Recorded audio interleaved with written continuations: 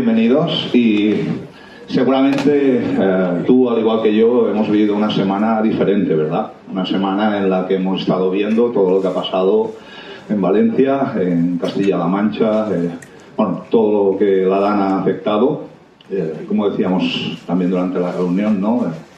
Personas que, en fin, que han fallecido, otros que están desaparecidos, una situación realmente complicada.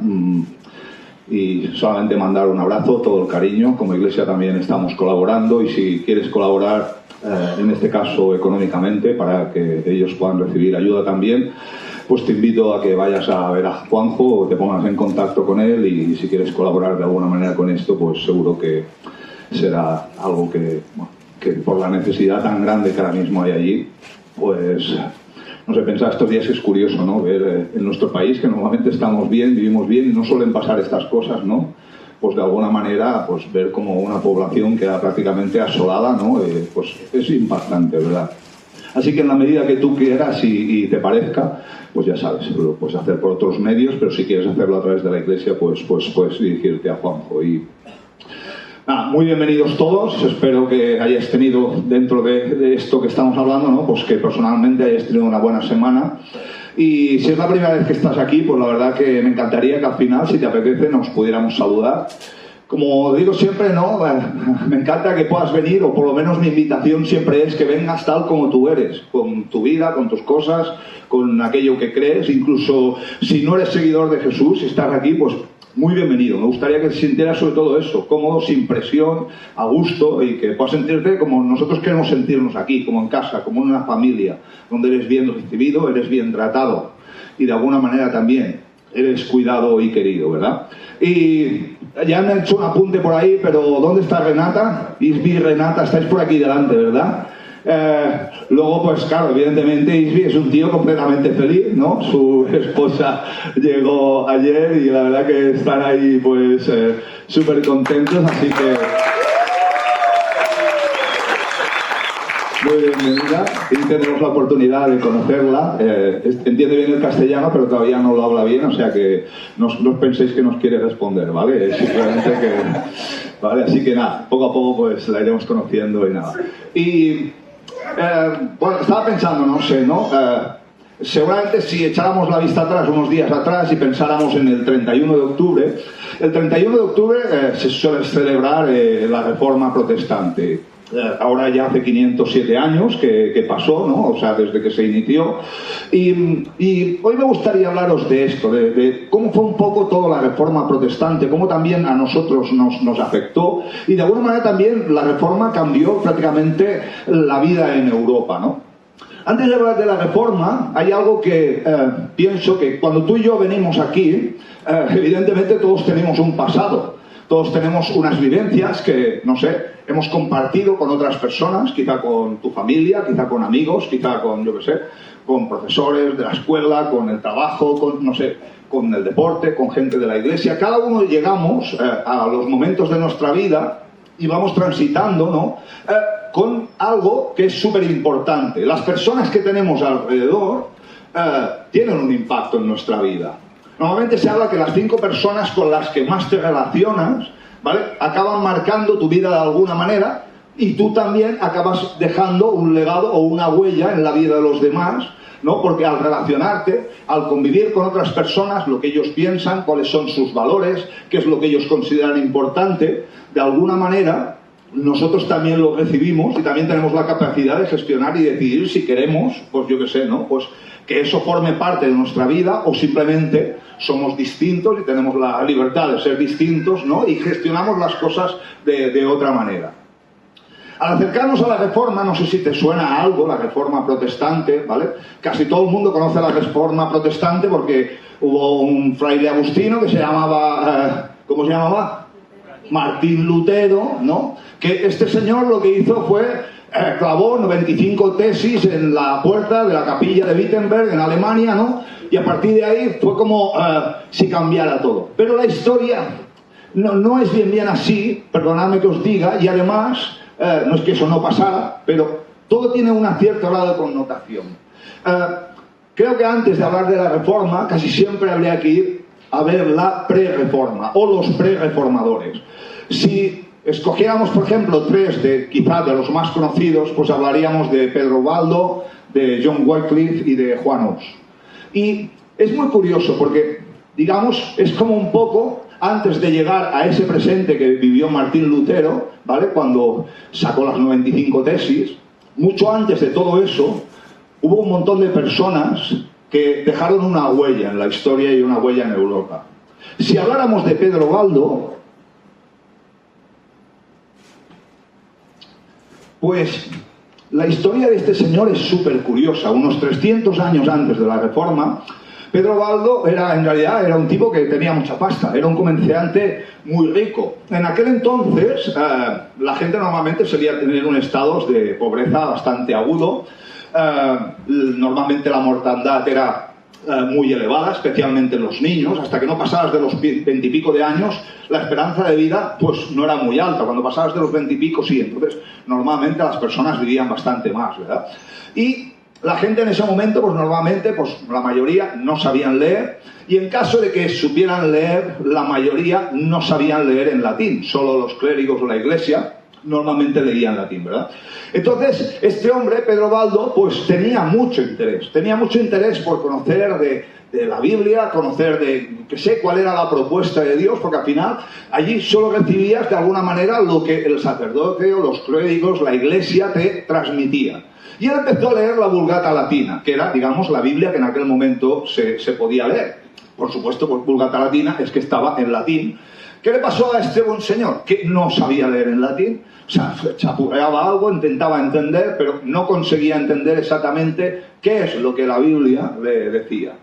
Entonces, como tenía pasta, repito, hizo algo que fue pues, seguramente muy genial, o por lo menos en ese tiempo, ¿no? Contrató a dos eruditos para que hicieran una traducción a su idioma y que él pudiera entenderla. Que él pudiera acercarse a la Biblia y leerla con total normalidad, como todos podemos hacer hoy en día, casi todos hoy desde el móvil, ¿no? Tenemos ahí la aplicación y podemos leerla, algunos siguen usando un papel, está guay, cada uno con lo que le gusta, pues está bien acercarse, ¿no? Y curioso, porque este tipo, fijaros, este tipo empezó a leer la Biblia. Y llegó un momento en que llegó un pasaje que es Lucas 18:22. Lucas 18:22 habla del encuentro de un joven rico con Jesús. El joven rico se acercó a Jesús y le dijo: guau, tío, soy un máquina, ¿sabes? Yo cumplo todo. Cumplo toda la tradición, cumplo todos los mandamientos, lo cumplo todo. Y Jesús le hizo un reto tremendo a este tío, le dijo: genial, me encanta. Pues, ¿sabes? Solo te falta una cosa. Vende lo que tienes y dalo a los pobres. Y en Lucas 18:22 nos relata que el joven rico se dio la vuelta porque era muy rico y no quería desprenderse de lo que tenía. Pero nuestro amigo Pedro Baldo, qué curioso, el tío cuando llegó a Lucas 18:22, lo que hizo fue venderlo todo. Vendió todo lo que tenía, empezó a repartirlo a los pobres. Tenía su Biblia, que podía compartir en su idioma, a la gente de su entorno y empezó a hablarles. ¿Sabe lo que pasó? Algo tremendo. Muchas personas empezaron a vender lo que tenían en ese Lyon para dárselo a los pobres. Enseguida fueron conocidos como los pobres de Lyon, y un poco más adelante a sus seguidores, a la gente que de alguna manera entendió y vio lo que estaba haciendo este tío, que era brutal, ¿no? Se le llamó los valdenses. Probablemente, pues nuestro amigo Pedro Baldo seguiría leyendo la Biblia y llegaría a Hechos 1, 2 y ahí el principio de Hechos. Y probablemente acabaría descubriendo que lo que él estaba haciendo es muy parecido a cómo empezó la iglesia. Lo curioso es que este hombre, ya 300 años antes de Martín Lutero, empezó a denunciar que él solo creía en la autoridad de la Biblia, porque en ese momento, y también hasta hoy, la Iglesia Católica lo que decía es que era igual de válido la Biblia, o sea, el hecho de coger la Biblia, como también la tradición. Todo lo que formaba parte de la tradición tenía el mismo peso que la Biblia. Y este hombre dijo que no podía ser, que leyendo la Biblia, lo que él veía de la tradición no le concordaba. Además rechazó, fijaros, 300 años antes, rechazó la confesión, o sea, él rechazó que tuvieras que ir a un sacerdote o a un cura para confesarte, para explicar aquello que tú habías hecho y que ese señor te pudiera perdonar. Rechazó el purgatorio porque en ese momento de la historia, imagínate que tú aquí tuvieras una esperanza y baja, no supieras si, oye, pues si mañana o pasado nos moriremos, porque en cuanto pillemos cualquier cosa, pues igual, pues oye, pasamos rápido al otro barrio.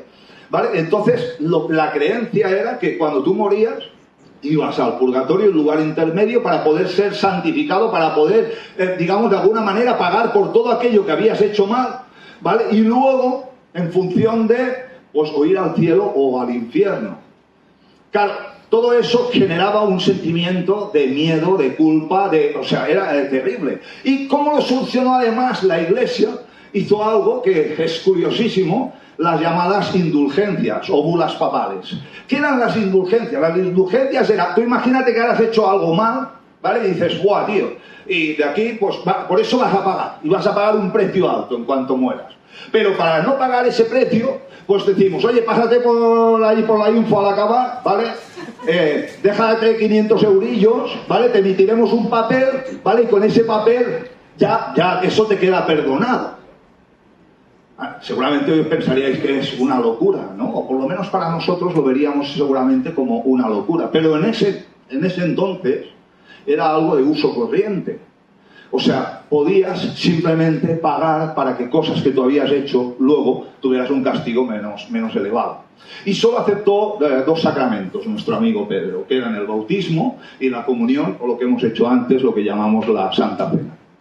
Repudió las reliquias, las procesiones, el agua bendita. O sea, rechazó toda esa parte de liturgia que formaba parte, digamos, de la tradición, pero que él no la veía en la Biblia. Y eso es curioso. ¿Por qué?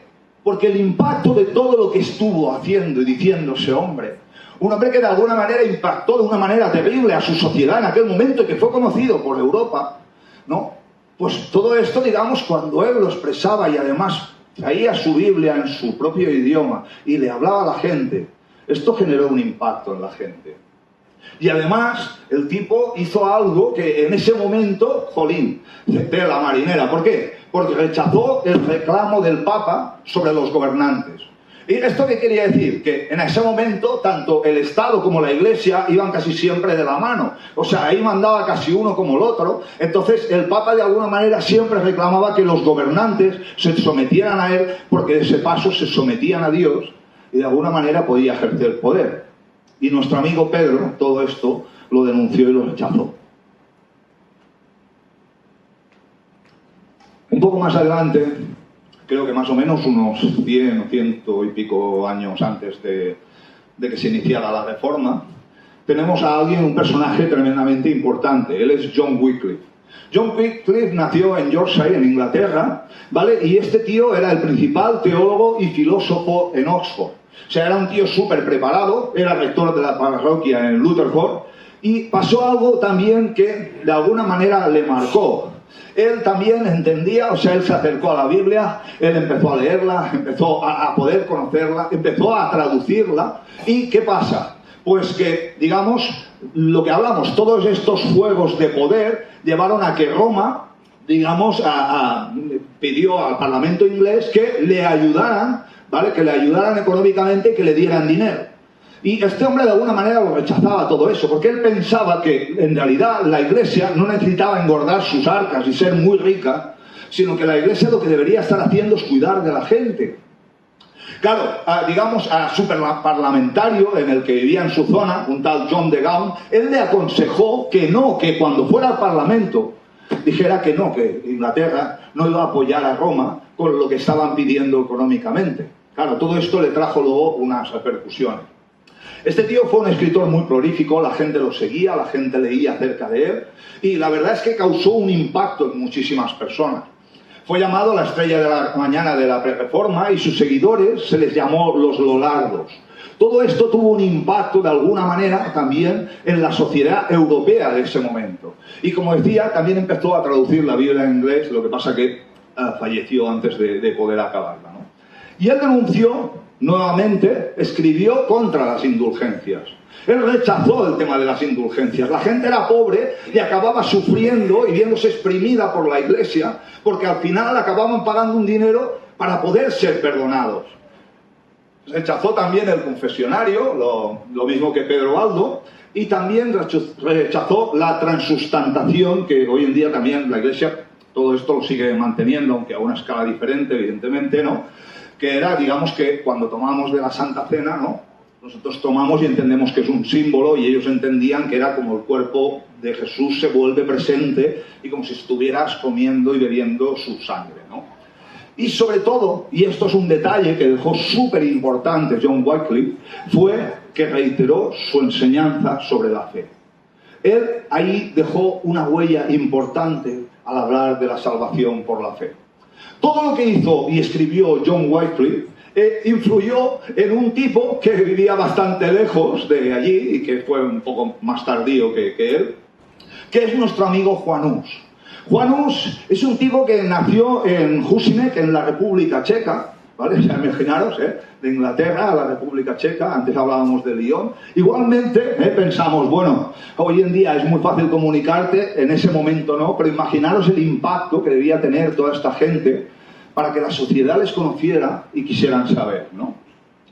Este hombre, Juan Hus, es un caso distinto y es un caso súper curioso. Él nació en una familia campesina, no tenían apenas pasta, o sea, el tío vivía ahí en la escasez, ¿vale? Así, a diferencia de Pedro Baldo o también de John Wycliffe, que no vivía mal el tío, pues nuestro amigo Juan Hus era un tío que, a ver, en su casa, pues eso, ¿no? Pues tampoco te vuelvas loco para comer mucho porque es lo que hay, ¿no? Y él pensó, ya sé, si yo soy ahí hijo de campesinos, ¿no? Mi futuro pues tampoco parece muy brillante. Lo que haré será hacerme sacerdote. ¿Por qué? Porque haciéndome sacerdote, estos tíos viven mejor y entonces tendré una mejor esperanza de vida. Una vez se hizo sacerdote en 1401, pues bueno, empezó a estudiar, sacó teología, licenciatura, maestría, doctorado y predicaba en la capilla de Belén en Praga. Este tío, digamos, de alguna manera, fijaros que había pasado de una situación de vida más o menos precaria a una situación de vida, hombre, bastante acomodada. Llegó a ser decano de la Facultad Filosófica de Praga, con lo cual, bueno, era un tío que si te fijas, pues dices, hombre, pues la vida no te ha ido mal. Pero los escritos de John Wycliffe hicieron mella y fueron de alguna manera una influencia tremendamente importante para él. Él denunció el abuso de los papas y de la Iglesia Católica, lo cual no era poco en esa época. O sea, lo que él estaba haciendo de alguna manera es tenía una posición acomodada, una posición buena, y empezó a luchar por unos ideales, por unos principios. También, como los demás, solo entendía que la Biblia era la única autoridad, que la tradición no era válida, que lo que había que seguir era lo que Dios nos había dejado escrito y que eso sí que tenía un fundamento. Y por supuesto, también se quejó de las indulgencias. Todo esto le llevó a algo que se llama el Concilio de Constanza. El Concilio de Constanza era, digamos, una asamblea de autoridades religiosas, en la cual lo convocaron para ver, oye, mira, todo lo que estás diciendo, lo que estás diciendo de los papas, de las indulgencias, lo que estás diciendo de lo cómo estamos viviendo, o te retractas o te va a pasar una factura importante. Y le pasó una factura tremendamente importante, porque John Hus fue considerado hereje y fue condenado a morir en la hoguera, y lo quemaron. En ese momento también, aprovechando todo el legado que había dejado John Wycliffe en él, pues aprovecharon, y aunque John Wycliffe ya había muerto en ese momento, pues también le declararon hereje, y cuando eras declarado hereje, pues de alguna manera ya estabas condenado a morir, ¿no? Un tema importante que nos dejó nuestro amigo también, Juan Hus, es que varios de los escritos o libros que dejó, ¿no? Todo eso llegó luego a nuestro amigo Martín Lutero. Martín Lutero, de todo lo que habían hecho los reformadores, de alguna manera, igual que la sociedad en Europa, también recibió ese legado, un legado que de alguna manera a él también le confrontó en su momento. Si vamos a la Reforma, podíamos esto hacerlo inmenso porque hay muchas personas que participan, muchas más de las que estoy citando, ¿vale? Pero simplemente para intentar enfocarnos y sacar la idea, ¿no? ¿Qué nos encontramos? En la Reforma nos encontramos en primer lugar que hay alguien que está mandando en ese momento, que es nuestro querido amigo el Papa León X. El Papa León X, o llamado Juan de Médici, que luego se cambió el nombre a León X, que normalmente, pues lo sabéis, los papas normalmente pues tienen su propio nombre y cuando acceden al papado pues cogen otro nombre, ¿no? El nombre que luego usan, digamos, a nivel pontificio, ¿no? Él lo que hizo, ¿qué fue? Este tío era un tío hábil, ojo, este tío era un tío inteligente, era un tío espabilado, y este tío lo que hizo fue, de entrada, aumentar el poder pontificio y cultural de Roma. O sea, él invirtió un esfuerzo grande en dejar un legado cultural que hoy en día seguramente todos podemos admirar. Es cierto que este hombre seguramente ni vio el alcance de lo que el movimiento que Lutero estaba haciendo, ¿no? No vio pues todo lo que la Reforma acabaría llevando, ¿vale? Pero también para él Lutero era como un pelacañas que está por ahí perdido, ¿sabes? O sea, era alguien al que él tampoco no dio una excesiva importancia, aunque luego eso le costó un precio muy grande. ¿Por qué? Porque luego la Reforma lo que hizo fue una división increíble en la cristiandad, ¿verdad? La Iglesia siguió adelante, la Reforma dividió y se generaron pues dos maneras de entender, dejémoslo de momento, en dos maneras de entender el cómo seguir a Dios. Este tipo además hizo pues lo que haríamos seguramente, otorgó cargos a su familia y consolidó el poder de los Médici, de su familia, ¿vale? Para que tuvieran un lugar acomodado, estuvieran bien y todo lo que movía de alguna manera fuera próspero.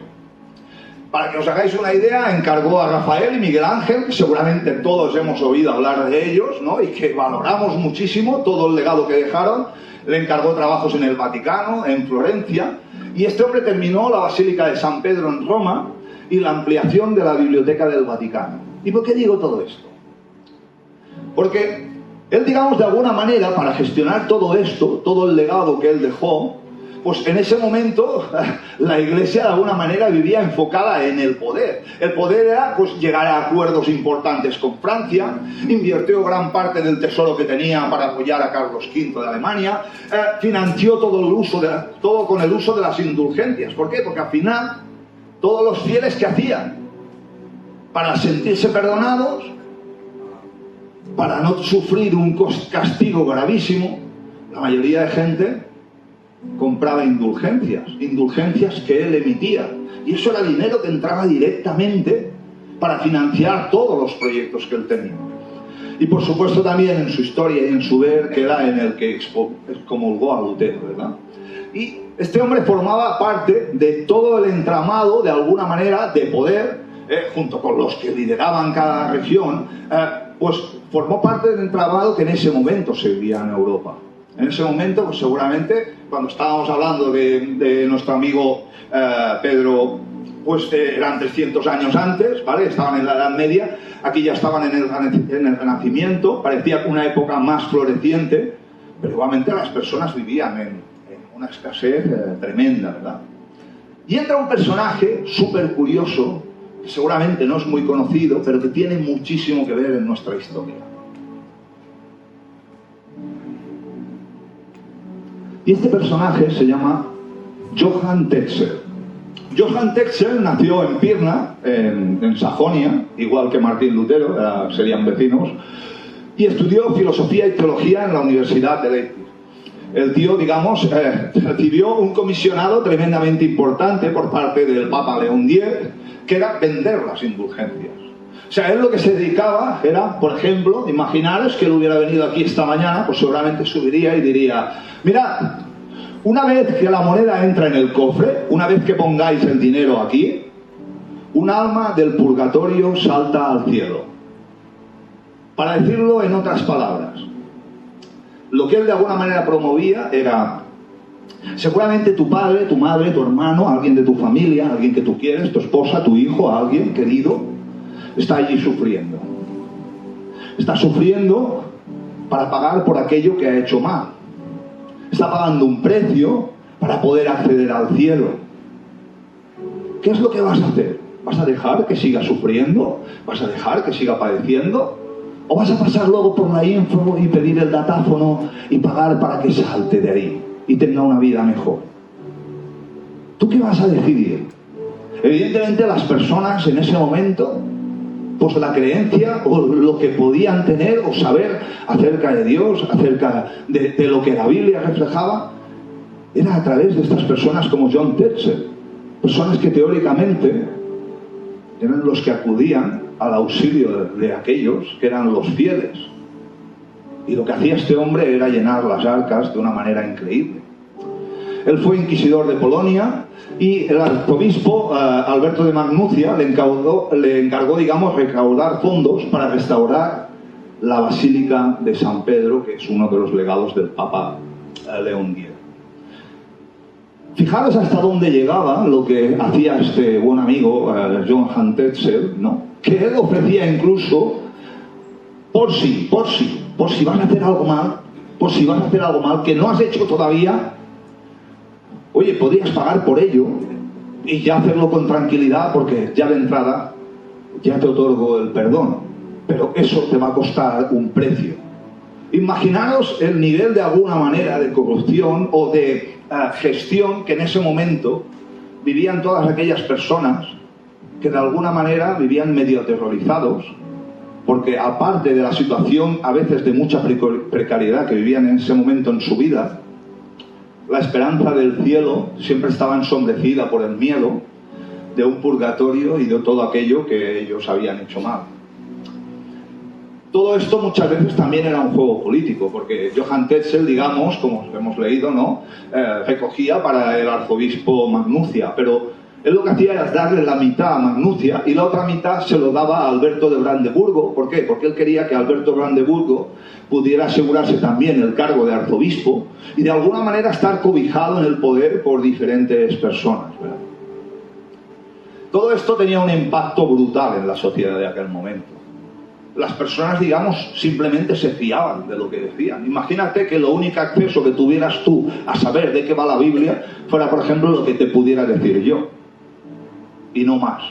Y lo que yo te dijera, pues, ¿cómo ibas a poder contradecirlo si no tenías acceso a leerlo, si no sabías leer? Y si encima, digamos, de mi parte era la autoridad. Además, los estados y la iglesia, pues si alguien no creía o no coincidía con ellos, pues lo declaraban hereje. Y normalmente, pues no siempre les mataban, pero de alguna manera te pasaba una factura. Y a todo esto llegamos a nuestro amigo Martín Lutero.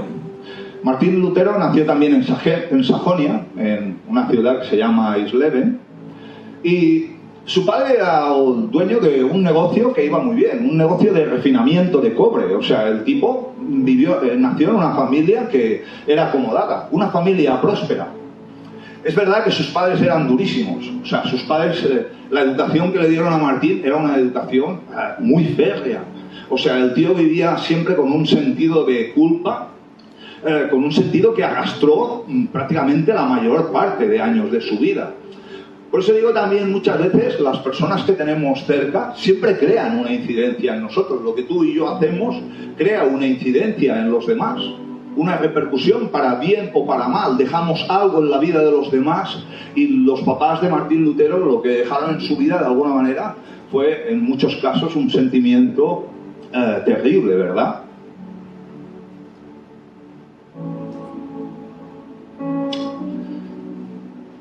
Bueno, como los papás lógicamente querían que nuestro amigo Martín estudiara, en la Universidad de Erfurt se graduó de Artes y Maestría. Luego su papá, dentro de las opciones que había, él quería que Martín estudiara Derecho, que fuera abogado, que eso podía ser una buena profesión y tal, pero Martín, al poco de empezar a estudiar, lo dejó. Tenía un sentido de culpa tan acusado, o sea, ¿qué le iba a pasar? Él no iría al cielo, o sea, no es que hubiera hecho nada grave, pero siempre estaba con un sentimiento de, le he fallado, no voy bien, ¿qué voy a hacer? Y empezó, digamos, se salió de ahí y entró en la orden mendicante de los ermitaños de San Agustín, nombre bonito, allí donde los haya, ¿sabes lo que te digo? Pues si alguien se quiere apuntar. Y tuvo un episodio en su vida curioso después de apuntarse, y es que vivió aterrorizado una tormenta. Hubo una tormenta muy grande, pues como probablemente hemos tenido esta semana aterrorizadas a un montón de personas, que muchas de ellas perdieron la vida, y Martín en ese momento pues juró que si sobrevivía a eso se convertiría en monje. Y sobrevivió. y se unió definitivamente a la orden de San Agustín. Allí fue ordenado sacerdote, empezó a cambiar su vida, estudió teología y también un grado que se llamaba Silentiarius, que era, digamos, lo que en ese momento pues los sacerdotes contaban a la gente, digamos, se preparaban para poder contarles exactamente de esa manera que la Iglesia había previsto, ¿no? Pues el hecho de poder transmitirlo.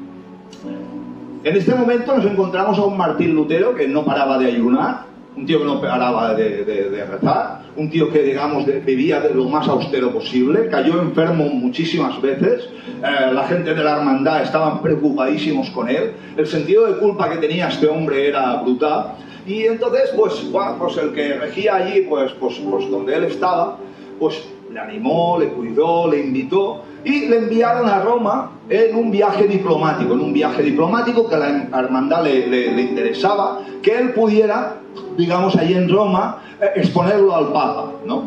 Pero cuando llegó, cosas que pasan en la vida, ¿no? Pues el Papa se ve que ya había decidido sobre eso y el viaje fue en vano. Pero la estancia en Roma a Lutero le llamó muchísimo la atención, porque el ir a Roma para él era ir a ver a sus referentes, a la gente, digamos, que estaba a cargo del poder de la Iglesia, el Papa, cardenales, la gente que estaba en Roma. Era como, voy al lugar top y voy a mirar que, yo qué sé, ¿no? Que todo esto, pues para mí será un impacto positivo. Pero fue absolutamente todo lo contrario. Cuando llegó, vio la falta de espiritualidad tremenda, o sea, vio que aquello era un descontrol. La opulencia, el dinero, la cantidad de recursos que tenían, era desproporcionado, el que vivía prácticamente en la pobreza.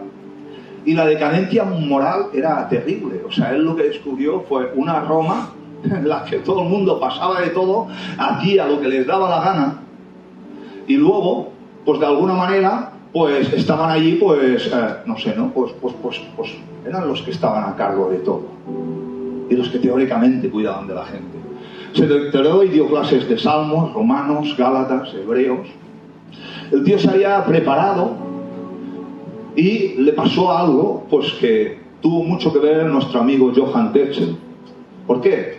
Él coincidió en ese momento, vio lo que Johann Tetzel estaba haciendo con las indulgencias, cómo la Iglesia, en vez de cuidar de los fieles, de alguna manera los estaba exprimiendo hasta el máximo. Él había visto la opulencia que había en Roma.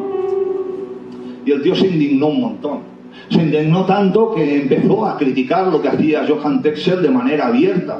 Empezó a despreciar lo que este hombre hacía, y la gente escuchaba, y la gente que escuchaba un mensaje tan diferente de la propuesta de Dios para ellos, de que no debía ser un tema como el de las indulgencias lo que les llevara a conseguir el perdón, y que de alguna manera la Iglesia estaba haciendo un abuso.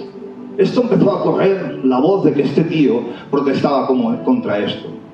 Él, viendo todo lo que veía, con lo que había aprendido y tal, empezó a escribir lo que conocemos, las 95 famosas tesis, que las envió al jefe de Johann Tetzel, Alberto de Brandenburgo. ¿Para qué? Para que pudieran decir si la Iglesia estaba de acuerdo con eso. Y todos conocemos la historia, que clavó esas 95 tesis en la puerta de Wittenberg, pero en ese momento no era como una revolución absoluta de ¡guau, mira! Sino simplemente lo que quería era establecer un diálogo para que la Iglesia pudiera hablar y debatir sobre esas indulgencias y muchas otras cosas. Debido a esto, y como ya empezaba a ver la imprenta, esas 95 tesis corrieron como la pólvora. La gente las estaba leyendo y los académicos alemanes pues estaban allí esperando una respuesta de la Iglesia. Querían saber qué es lo que la Iglesia se pronunciaría con todo eso. La Iglesia creía que se podía alcanzar la salvación con las obras y el esfuerzo personal. Esa era, digamos, la manera en que podías ir al cielo. Pero Romanos 1:17 cambió la vida de Martín Lutero para siempre. A partir de ahí, para Martín Lutero se abrió algo totalmente distinto. ¿Y qué dice Romanos 1:17? Porque en el Evangelio la justicia de Dios se revela por fe y para fe, como está escrito, mas el justo por la fe vivirá. Algo que nuestro amigo John Wycliffe, todos los prereformadores de alguna manera ya estaban anunciando. y que él ahí descubrió que realmente eso era la misión o la manera en que Dios se mostraba a través de la Biblia. No se trataba de las obras, se trataba de la fe, se trataba de la gracia. Las ideas de Lutero se empezaron a extender por Europa. El Papa León X lo que hizo, ¿qué fue? Sacó otra bula que defendía las indulgencias, autorizaba a la Iglesia a seguir perdonando los pecados. La Iglesia concluyó que estas ideas de Lutero eran heréticas. Y, ¿sabes? Y lo compararon ¿con quién? Con nuestro amigo Juan Hus, el que fue condenado a la hoguera. Le dieron 60 días para arrepentirse. Y en ese momento Lutero sí que hizo algo que ahí empezó a cambiar la historia. Él salió y en una de las hogueras que se hacían en la calle quemó la bula papal que le habían dado y a partir de ahí fue declarado como hereje. Pero ¿sabéis algo? Cuando te han declarado como hereje, digamos tú, ya estabas fulminado. Ya decían, este tío ya la ha liado y tal. Pero antes de que pudiera ser condenado, Carlos V había declarado que ningún alemán sería condenado injustamente y se le convocó a Lutero a lo que se llama la Dieta de Worms. La Dieta de Worms, digamos, era como una asamblea de los principales del imperio, en lo cual iban a valorar lo que Lutero estaba diciendo. Le invitaron a retractarse. ¿Estos escritos son tuyos?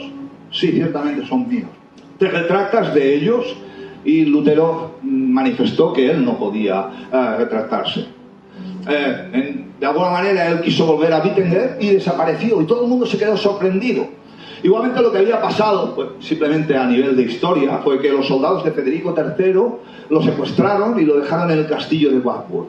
Pero aquí pasó algo tremendamente importante. En el castillo de Wartburg, Lutero empezó a traducir la Biblia al alemán. La gente podría empezar a leer la Biblia por sí mismo. Eso incluso cambió la cultura en Europa, porque la gente no sabía leer. Y a partir de ahí, la gente en realidad pudo empezar a conocer qué era lo que decía la palabra de Dios. La Iglesia quería capturarlo, permaneció escondido 2 años, pero la Reforma a partir de ahí empezó a caminar. Empezó a caminar no solo con Lutero, sino con otras personas como Thomas Münther, Ulrico Zwinglio y Martín Bucero. Thomas Münther, para que nos hagamos una idea, lideró a los anabautistas o rebautizadores. Era gente que creían en que el bautismo se tenía que hacer de mayores. También entendía Thomas Münther y todo lo que eran los anabautistas que, digamos, tenía que haber una separación entre la Iglesia y el poder. La Iglesia no podía caminar de la mano del poder, porque eso de alguna manera le estaba dañando y generaba pues todo un agravio en lo que a veces el poder quería y lo que a la Iglesia le interesaba. La verdad es que los demás reformadores, Lutero, etcétera y tal, los que conocemos, en ese momento no estaban de acuerdo con los anabaptistas. Y para que os hagáis una idea, probablemente hoy habréis oído hablar de menonitas, de los Amish. Todos estos salen de los anabaptistas, ¿verdad? Lutero se casó y siguió liderando desde la reforma, digamos, protestante, desde algún terreno más apartado. Tradujo la Biblia al alemán y escribió más de 100 libros. Nos dejó un legado increíble. También tenía un amigo que era Philippe Melanchthon, pero no os voy a contar todo porque si no, creo que me iré mucho de hora, ¿vale? Pero de alguna manera Philippe Melanchthon fue de alguna manera el compañero ideal de Lutero. Un tipo que era como vivía en la sombra, un tipo que era, bueno, preparadísimo y de alguna manera fue el líder intelectual de la Reforma, y de él lo que plasmó fue en varios libros, ¿no?, lo que era la sistemática de la Reforma, qué es lo que la Reforma decía y cómo creía. Me parece muy curioso todo esto, porque a partir de ahí, digamos, nosotros conocemos la Biblia primera, la del oso, a través de Casiodoro de Reina. En Alemania pudieron disfrutar de la Biblia de Lutero, en inglés del Nuevo Testamento de Wycliffe. A partir de ahí las personas pudieron empezar a leer lo que la Biblia decía y no solo a escuchar lo que la Iglesia les comentaba. ¿Qué pasó? Creo que de alguna manera Dios usó a Martín Lutero para cambiar Europa, para cambiar la cultura. A través de la imprenta, la Biblia podía ser leída en el idioma de cada país. La gente tenía acceso, las personas podían interpretar y vivir de acuerdo a lo que entendían de Dios. Creo que para Martín también fue algo que fue una sorpresa, porque a partir de ahí él abrió un camino en el cual han salido, dicen que en el mundo sale una denominación nueva cada día. Personas que tienen una manera de entender distinta a la Biblia a los demás. Y él se dio cuenta de que, pues eso, ¿no? Que la Iglesia, pues no sería parte del Estado, que cada uno de los reformadores iba a tomar un camino distinto, a interpretar algo distinto, a generar rumbos distintos. Pero creo que nos dejaron un legado increíble. La Biblia como única autoridad. Un libro al que tú y yo podemos acercarnos, un libro en el que podemos encontrar la salvación por fe, solo por fe, no por obras. Un libro además que es totalmente cristocéntrico, un libro que habla de lo que Jesús vendría a hacer y de cómo Él vendría a traer salvación para ti y para mí, cómo Él iba a cambiar, que nadie más podía ser mediador y que tú y yo teníamos la oportunidad de vivir de acuerdo a lo que que la Biblia nos estaba enseñando y manifestando. En C29 te diría, ¿no? Nosotros somos interdenominacionales. ¿Y eso qué quiere decir? Que no pertenecemos a ninguna denominación. Cualquiera es bienvenido. Podemos pensar diferente, no pasa nada porque pienses diferente y que no todos pensemos aquí, o si no pienso lo que Joan o no pienso que el otro, estoy fundido. Cada uno venimos de un trasfondo, cada uno venimos de una cultura, cada uno venimos de una enseñanza. Pero a pesar de que podamos pensar diferente, creo que eso nos tiene que llevar a que lo que tú has conocido de Dios te lleve a actuar y vivir de una forma distinta. Te lleve a actuar y a vivir conforme tú entiendes que Él te llama. Pienso que de alguna manera, además, Dios nos llama a vivir un liderazgo personal cada uno, un liderazgo de amor y de servicio con los demás. No un liderazgo de tiranía, no un liderazgo de me aprovecho, de que consigo, de que hago. Nada de eso tiene sentido en la Biblia. Quizá todo estaría mucho más cerca de Pedro Baldo, que no a veces de la forma que tenemos de ver. Creo que al final lo que la invitación era a ser una familia que puede amarse, una familia que simplemente, como nos muestra la Escritura, es salva por gracia y no por obras. Una familia en la cual tú te ves inmerso. Y es cierto, tenemos toda la oportunidad ahora como iglesia, de sentirnos implicados en los discipulados, en seguir creciendo, en conocer a otros, en los ADNs. Pero sobre todo podemos sentir que necesitamos amar a los demás, necesitamos cuidarles, servirles, necesitamos seguir invitando, seguir guiando, porque aquí el único que tiene la respuesta, el único que cambia vidas, sigue siendo Jesús. Y terminaría solo diciéndote algo que para mí es muy importante, y me gustaría que enfocáramos todo lo que viene por delante de esta manera. Tal y como tú crees en Dios, vívelo. No quede como una teoría, no quede como venimos y celebramos el domingo, no quede como...